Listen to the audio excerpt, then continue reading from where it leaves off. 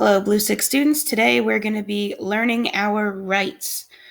So we're going to be investigating the different types of writing to help get us prepared for Smarter Balance. So what are my rights? When you're giving a writing prompt, do you always know what you have to do? Do you always know what they're asking you to write? There's so many different types of writing.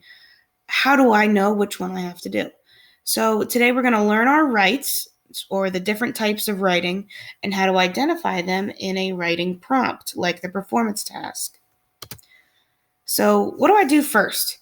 Before you read anything in the text, always read the question first. The question's going to guide you and give you information that you're going to need to look for when you read the text. After reading the question, you will know what type of writing that you need to do. So today, we're going to be looking at the different types of writing, as well as what clues in the questions are going to tell us what type of writing we need to do. So let's talk about the different types of writing. The three types of writing are narrative, persuasive, and expository. Now, expository sounds really new or different, but I guarantee you've probably written one of these before. So you'll see as we go through that all of these you should be familiar with. All right, so our first type of writing we're investigating is narrative writing. So narrative should tell a story, have characters, conflict, setting. It should have figurative language and dialogue. Some examples of narratives are fairy tales, short stories, historical fiction. You've written a narrative before in ELA class, so you should be familiar with how to write a narrative. So let's look at some clues that you might find in narrative questions. Some words that you should look out for in questions that are going to ask you to write a narrative are words like story or fiction or writing a narrative. They might just come out and tell you. So let's look at the example down here. You've just read Lord of the Flies. In the story, William Golding develops several themes. Write a story that develops a theme that is similar to those in Lord of the Flies. So right there, we know that they're asking us to write a complete story, and then we have to apply our knowledge of theme to that story. All right, so I know I need to write a narrative now. What do I do next? Well, your next steps are that you need to determine how much you have to write. So in the question, it might say that you need to write just the beginning, or write the next paragraph, or write the conclusion of the story. So you really need to focus on that question and determine what are they asking me to write and how much are they expecting from me. There might also be a rubric that you should check that will tell you how much you need to be writing. After you determine what you've got to write, make a plot chart. If you are given a narrative on Smarter Balance, you should be getting a blank piece of paper and making that roller coaster kind of shape and creating your plot chart. We're going to take a look at the plot chart next in just a minute, but you should always create a plot chart if you've got to write a narrative. After you've made your plot chart and you've made your kind of plan of what you're going to be writing, make sure that your style is matching with whatever text they've given you that you need to compare it to. Make sure that your verb tenses are the same. Make sure that you are using the right pronouns. If it's being told in first person point of view, make sure that you're not adding third person point of view. Make sure that you're sticking with the same style that you saw in whatever text they've given you. Also, don't forget dialogue. If there's dialogue in the other text, there better be dialogue in your written response. Also, make sure that you've got some figurative language, similes, metaphors, things like that, and descriptive detail in your writing. So let's take a look at the plot chart. Make sure that you include all of those elements of a plot chart. We're going to talk about what each piece is, but you should be very familiar with this. So making the plot chart, you can, if they're asking you to only fill in the resolution of a story, make your plot chart so you can see, well, okay, how did this start? What was the problem in the exposition, so that you can solve it by the time you get to the resolution. So now let's take a look at what are those different pieces of the plot chart that you need to know. So in the exposition, you need to make sure that there are characters, especially a main character, a conflict, which is the problem, and the setting, which is where and when. Those are all introduced in your exposition. Your rising action is when these events are starting to gain more traction and build suspense in your writing. The climax of your story is the turning point. Your character goes through some kind of change, and typically this is the exciting moment. It may not always be, but your character is going to have some kind of change in their thinking or their beliefs that's going to help them try to solve that conflict. In the falling action, you're easing that suspense. It's getting lighter and lighter as you get to the resolution, which is when your problem is solved and your story is wrapping up and ending. All right, so that was a quick narrative writing outline, narrative writing tips. You've done this before, you can do it again. Let's take a look at the next type of writing that you need to be aware of, which is persuasive writing. So a persuasive writing is going to include your argument or your opinion, your thesis statement, which is a claim and 3 reasons, and always needs evidence to support your reasons. So some examples of persuasive writing could be an argumentative essay, an advertisement, a persuasive letter, or even a debate. These are all trying to persuade your reader to do something. So again, those clues to help you know if you're expected to write a persuasive writing are going to be words like argue, opinion, support or oppose, evidence, and claim. So let's look at the example. This one's asking you to write a multi-paragraph argumentative letter to your principal about why your school should or should not have a dress code. Use evidence from the text to support your argument. So right there, I know that I need to choose a side. Should I or should I not have a dress code at my school? Then I've got to go back to the text to find evidence to support whichever side I'm on. Now, this may look a little bit different than what we've done in class, because unless the text is asking you for a counter argument, you might not need to include it. So let's look at our next steps. So after you've determined that, yes, I am writing an argumentative essay, I need to figure out what my claim is. I got to choose my side. Then I need to go and determine what are my reasons so I can put those together to make my thesis. Your thesis statement is going to drive your whole paper. You need to make sure that you don't have a reason that's in your thesis statement, but then you never mention it again in the rest of your paper. If you've mentioned it in your thesis, it's got to be in your paper. It's also going to be extremely helpful if you have it organized so that reason 1 is your first body paragraph, reason 2, second body paragraph, reason 3, third body paragraph, so that the reader's not trying to look and figure out, well, did they talk about this point?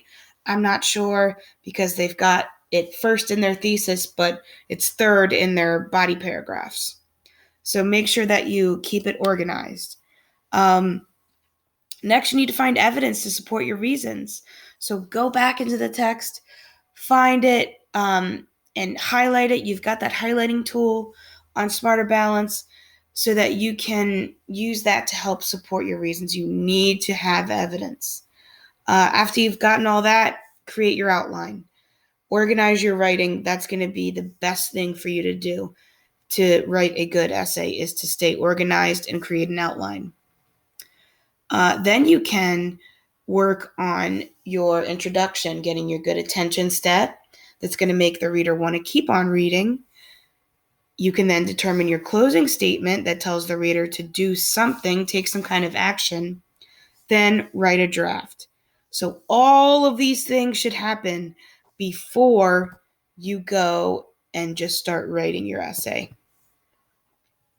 Let's look at what the outline should look like. This should also look very familiar to you. Paragraph 1 is your introduction. Attention step, thesis statement, which is your claim and 3 reasons. And then paragraph 5 is your conclusion, where you restate your thesis, summarize your reasons. You should have 3 sentences at least, and then have that closing statement. All right. So narrative, you've seen it before. Persuasive, you've seen that before. Now we're going to look at expository writing. So there are a whole bunch of different types of expository writing that you're going to see. But basically, expository writing is just going to provide information about a topic. Anytime you've written about what you've done over the summer or what job you want to have when you grow up, that's expository writing. You're not trying to take a side or convince the reader to join your thinking. You're just given information. So there's different types of expository writing. There's explanatory, compare contrast, cause and effect, and sequence. Today we're just going to focus on explanatory and compare and contrast. Later on down the line we can look at cause and effect and sequence, but you probably won't see those on Smarter Balance. So let's talk about explanatory writing first. Your explanatory writing should explain a topic or idea. So you can see right there, explain. This is just where you're stating the facts. You don't need to have an opinion on anything. You're not trying to tell a story. You're just telling the facts. You're going to provide information and answer questions. Your explanatory writing should also include a thesis statement, and it needs to include supporting details like facts, statistics, examples, and quotations. Clues to know that you need to write an explanatory writing are going to be words like explain, inform, show, convey, central idea, develop. All of those that you see up here are going to give you a hint that you've got to just explain something. So, for example, in this question down here, it says, read the article, Save Our Water. When you've finished, write an essay explaining what you can do to save water. Use facts and examples from the article to support your explanation. So here I know that I've got to just explain from what I've read how I can save water. This is setting me up to write a super easy thesis statement and have strong body paragraphs that are going to support whatever I say in my thesis. So the next steps of writing your explanatory essay, you know you've got to write one now, is to determine what the main idea is. You got to determine, what am I supposed to be talking about in this essay? What is my topic? Then I need to determine 3 supporting details that are going to use evidence from the text. With that main idea and those supporting details, I can combine them to make my thesis. After I've done that, the rest is easy. I create an outline and I can organize my thoughts. Let's take a look at what the outline is going to be. So again, 5-paragraph essay. Always need the attention step in my introduction. Then I've got my thesis statement, which is my claim or my main idea, and my 3 supporting details. Then my body paragraphs are all going to be about my details. Detail 1 in the second paragraph is detail 1 with evidence to support it. Third body paragraph is detail 2, evidence to support it. The 4th paragraph is detail 3, evidence to support that. Very simple. Then the 5th paragraph is going to be your conclusion, where you restate your thesis, summarize your details, and have your closing statement. All right, our last type of writing we're going to be talking about is compare-contrast writing. This is where you show how 2 things are similar and different. Again, you will have a thesis statement, and you need evidence to support the reasons and an explanation. Clues that you're going to have to write compare-contrast essay are going to be words like similar, alike, compare, different, oppose, contrast. For example, down here at this question, it says, after reading the sources on hurricanes and tornadoes, write a multi-paragraph essay explaining how hurricanes and tornadoes are similar and different. So there I know that I've got to talk about both sides. The text may ask you to write just about how they're similar or how they're different. So you can tweak your outline that we're going to look at in a few minutes. If it's only asking you to just compare or just contrast. But here we're going to talk about what you have to do if you've got a question that asks you to do both. So your next steps are going to be to read the sources and write down as many similarities and differences that you can find.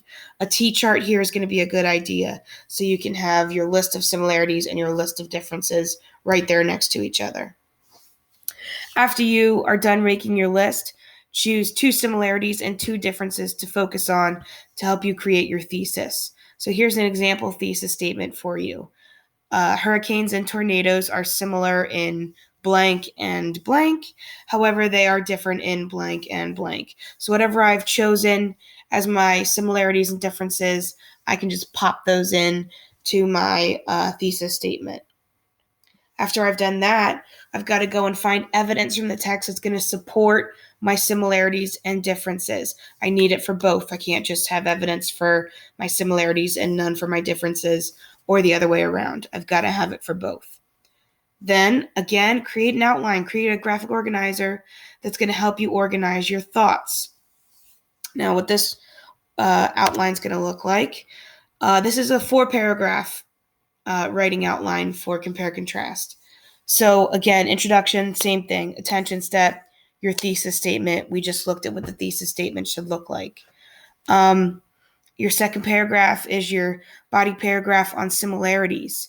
So you would have similarity 1, evidence to support it, and an explanation. Similarity 2, evidence to support it, and an explanation. All in that paragraph. Your third paragraph would be about your differences. Difference 1, evidence to support it, explanation. Difference 2, evidence to support it, and an explanation in that third paragraph. And then your fourth paragraph, nothing different here, is your conclusion. You restate your thesis, summarize your similarities and differences, and add in your closing statement. So now that you know your rights, you're going to move on to working on some practice questions on your guide.